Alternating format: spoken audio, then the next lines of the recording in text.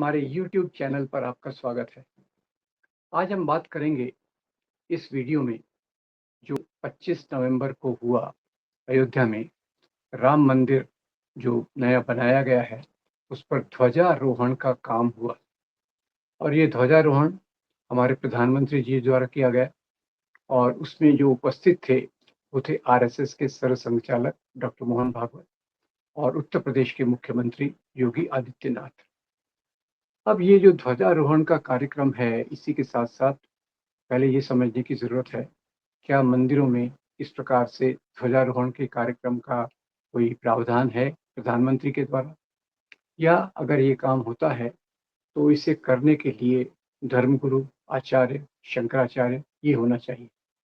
क्योंकि इस ध्वजारोहण के बाद इसके पहले भी शंकराचार्य लोगों को जब पता चला, तो उनमें से कई ने इस पे आपत्ति जताई जताई कि ये काम तो इसमें हमें तो बुलाया ही नहीं गया। जबकि उसके बदले पूरे के पूरे राजनीतिक जमात वहाँ इस काम को करने के लिए मौजूद थी। अब ये दूसरी बात ये है कि इस मौके पर मोदी जी ने जो भाषण दिया, उसमें उन्होंने कहा कि हमारे 500 सालों का संघर्ष पूरा हुआ। इसके साथ उन्होंने बहुत सी और बातें भी कही और कहे कि ये जो शुरुआत हो रही है, ये हमारी सभ्यता, संस्कृति को पुनर्जागृत करने के लिए हो रही है। अब इसमें काफ़ी सवाल खड़े होते हैं, क्योंकि उन्होंने ये भी उल्लेख किया कि लॉर्ड मैकाले ने 1835 में जो शिक्षा प्रणाली लाई, उस शिक्षा प्रणाली के कारण भारत का जो मूल स्वभाव है, भारत की जो मूल सभ्यता है, उसको हटाकर अंग्रेज़ी की शिक्षा और पाश्चात्य वेस्टर्न सभ्यता को हमारे ऊपर लाद दिया गया और हमको एक हीन भावना से ग्रस्त कर दिया गया। ये 3-4 चीज़ों पर बहस करना, सोचना बहुत ज़रूरी है। पहली बात तो क्या ये 500 साल का संघर्ष था, जिसकी परिणति अभी बाबरी मस्जिद के ध्वंस में, राम मंदिर के निर्माण में और अभी के ध्वजारोहण में हुई? तो इतिहास के सबूतों से ये साथ-साथ पता चलता है कि ये जो राम मंदिर का वहाँ मुद्दा उठाया गया, वो सबसे पहले 1857 की क्रांति के बाद हुआ, जब अंग्रेज़ों ने तय किया कि यहाँ फूट डालो और राज करो की नीति करना है, तो उसके बाद उन्होंने ऐसी कई चीज़ें खुली रखी, जिससे हिंदू-मुसलमानों में झगड़ा हो और उसमें एक बात ये भी थी कि मिसेस ए.एफ. बेवरेज, उन्होंने जब अयोध्या के बारे में लिखा, अयोध्या के उल्लेख के समय उन्होंने एक फुटनोट डाल दिया कि शायद यहाँ पहले मंदिर रहा होगा और उसके बाद से कई बैरागियों ने कोशिश की इस पर कब्जा करने के लिए। फिर 1885 में ये मामला कोर्ट में गया।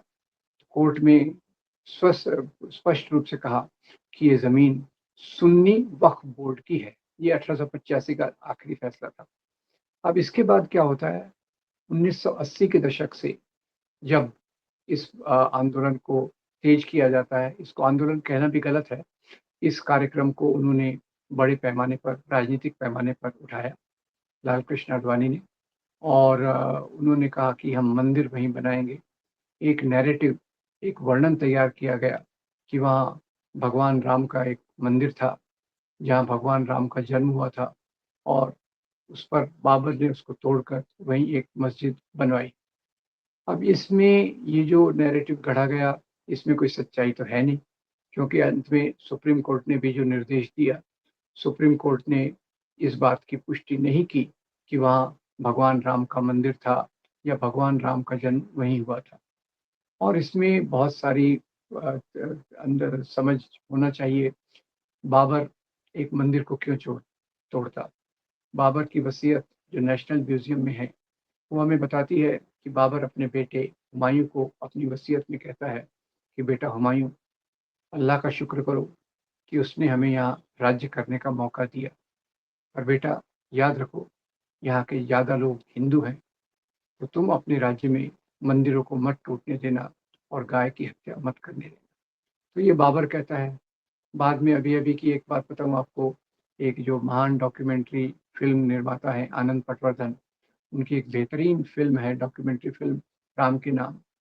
उसमें वो बताते हैं कि जब वो इस बात की जांच पड़ताल के लिए अयोध्या गए, तो उन्हें आश्चर्य हुआ कि वहाँ एक नहीं, बहुत मंदिर है, पचासों मंदिर है राम भगवान के। तो उन्होंने हर एक मंदिर के पुजारी का एक इंटरव्यू लिया और उनसे एक सवाल पूछा कि बताइए, इस मंदिर की क्या विशेषता है?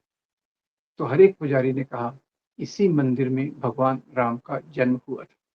अब ये बड़े आश्चर्य की बात है कि इस प्रकार की बात को एक बड़े विचार के माध्यम से, नैरेटिव के माध्यम से लोगों के मन में घुसाया गया कि यहाँ भगवान राम का मंदिर था और मुसलमान राजा बाबर ने उसको तोड़ा। अब सुप्रीम कोर्ट भी अपने जजमेंट्स में कभी इस बात को स्वीकार नहीं करते कि वहाँ एक मंदिर था। वास्तव में खुदाई के बाद तो वहाँ कई बौद्ध विहारों के अवशेष मिले। तो ये एक भाग है कि ये 500 साल पुराना कोई आंदोलन नहीं है। दूसरा, एक धर्मनिरपेक्ष राज्य के प्रधानमंत्री क्या इस प्रकार का काम करना चाहिए? आज वो मंदिर पे पताका लहरा रहे हैं, क्या कल वो मस्जिद में भी हरा झंडा लगाएंगे या चर्च में जाके भी कोई इस प्रकार की चीज करेंगे उसका उद्घाटन करने के लिए? ये एक सोचने की बात है, क्योंकि धर्मनिरपेक्ष राज्य में धर्म को स्वतंत्रता तो है, पर सभी धर्मों को एक बराबर के प्रकार की स्वतंत्रता है। उसमें किसी एक धर्म के प्रति पक्षपात करना ये नाजायज है, गैर कानूनी है, गैर संवैधानिक है। तो नरेंद्र मोदी ने जो किया, उन्होंने कहा कि हमारी अभी संस्कृति का पुनर्जागरण हो रहा है। वास्तव में इन लोगों का मानना है कि भारत की जो संस्कृति है वो हिंदू संस्कृति है। अब इसके विरोध में अगर हम जाएं तो सदियों से यहाँ शाक, हून, ग्रीक, मुगल और क्रिश्चियन यहाँ आए और हर एक ने यहाँ की संस्कृति में, सभ्यता में योगदान दिया। इसीलिए पंडित जवाहरलाल नेहरू इसको गंगा जमनी तहजीब कहते हैं। महात्मा गांधी हिंद स्वराज में यही कहते हैं कि मुसलमान राजा हो या हिंदू राजा हो, सभी प्रकार के धर्म के लोग अपने चैन से रहते हैं। तो ये एक कोशिश है इस प्रकार की बातें करके कि यहाँ जो मिली जुली सभ्यता संस्कृति है उसमें मुस्लिम भाग को, क्रिश्चियन भाग को समाप्त करके केवल उसी संस्कृति को बढ़ावा देना जिनको ये हिंदू संस्कृति कहते हैं। और हिंदू संस्कृति के बारे में डॉक्टर अंबेडकर, हिंदू धर्म के बारे में बाबा साहब अंबेडकर भी यही कहते हैं कि ज़्यादातर जो इस प्रकार की चीज़ें हुई है, हिंदू धर्म जिस प्रकार से बना, उभरा, अलग-अलग इसमें परंपराएं हैं, नाथ, तंत्र, भक्ति, शैव, सिद्धांत, उसमें ब्राह्मणवाद सबसे असरदार, सबसे मजबूत है। तो ये ब्राह्मणवादी धर्म के आधार पर एक संस्कृति को लेबल करना चाहते हैं और उसी के आधार पे इनका जो एजेंडा हिंदू राष्ट्र का है, उस हिंदू राष्ट्र के एजेंडा को ये और भी मजबूत करते जाना चाहते हैं। जबकि वास्तव में हमारा राष्ट्र जो आज़ादी के आंदोलन से निकला, हमारा संविधान जो आज़ादी के आंदोलन पे मूल्यों पे बना, वो सभी धर्मों को बराबरी की जगह देते हैं। वो हमारा राष्ट्र जो इस प्रकार से बना, उसमें सभी धर्मों के लोगों का योगदान है। आज़ादी के आंदोलन में महात्मा गांधी के साथ मौलाना अबुल कलाम आज़ाद, एनी बेसेंट, सरदार बलदेव सिंह, ये सब लोगों ने ब्रिटिश के विरोध में आंदोलन किया। और जो लोग ब्रिटिश के खिलाफ आंदोलन नहीं किए, वही आज हिंदू राष्ट्र की बात कर रहे हैं और हिंदू संस्कृति की बात कर रहे हैं। वास्तव में भारत आज जो बना, India nation in the making, जो सुरेंद्र नाथ बैनर्जी की किताब है, वो हमारे आज़ादी के आंदोलन को बहुत बेहतरीन तरीके से बताती है कि भारत एक राष्ट्र बना सभी धर्मों के मेलजोल से, सभी लोगों के मेलजोल से। और उसमें जो गांधी जी का सपना था कि भारत सभी धर्मों के लिए बनेगा, उसके उलट जो आरएसएस, भारतीय जनसंघ, भारतीय जनता पार्टी और इनसे जुड़े हुए सैकड़ों संगठन मानते हैं कि यहाँ केवल ये देश केवल हिंदुओं का है और इस मकसद से वो अपनी राजनीति को चला रहे हैं। वैसे किसी देश के प्रधानमंत्री के लिए एक धर्म के स्थान को ही प्रमोट करना ये गलत है। ये बात हमने आज़ादी के आंदोलन के बाद भी देखी थी, जब सोमनाथ के मंदिर का उद्घाटन करने के लिए हमारे राष्ट्रपति डॉक्टर राजेंद्र प्रसाद को बुलाया गया था। तो पंडित जवाहरलाल नेहरू जो उस समय प्रधानमंत्री थे, उन्होंने कहा कि राष्ट्रपति जी को सलाह दी कि आप इस काम के लिए एक राष्ट्रपति की हैसियत से मत जाइए। आप राष्ट्रपति हैं और ये हम धर्मनिरपेक्ष राष्ट्र हैं, धर्मनिरपेक्षता हमारे संविधान में है। इस प्रकार का काम करना हमारे लिए गलत है। आज उसको तोड़-ताड़ कर जब भगवान राम के मंदिर का उद्घाटन हुआ, तो वो भी प्रधानमंत्री के द्वारा हुआ। ध्वजारोहण हुआ, वो भी प्रधानमंत्री के द्वारा हुआ। अब ये एक सोचने की बात है कि हम अपने देश को किस दिशा में ले जाना चाहते हैं, धर्मनिरपेक्षता की ओर या एक हिंदू राष्ट्र की ओर। बाबा साहब आम्बेडकर कहते हैं कि ये हिंदू राष्ट्र का बनना हमारे लिए एक बहुत बड़ी शोकांतिका होगी। उनकी किताब पाकिस्तान और पार्टीशन ऑफ इंडिया में इस बात को कहते हैं।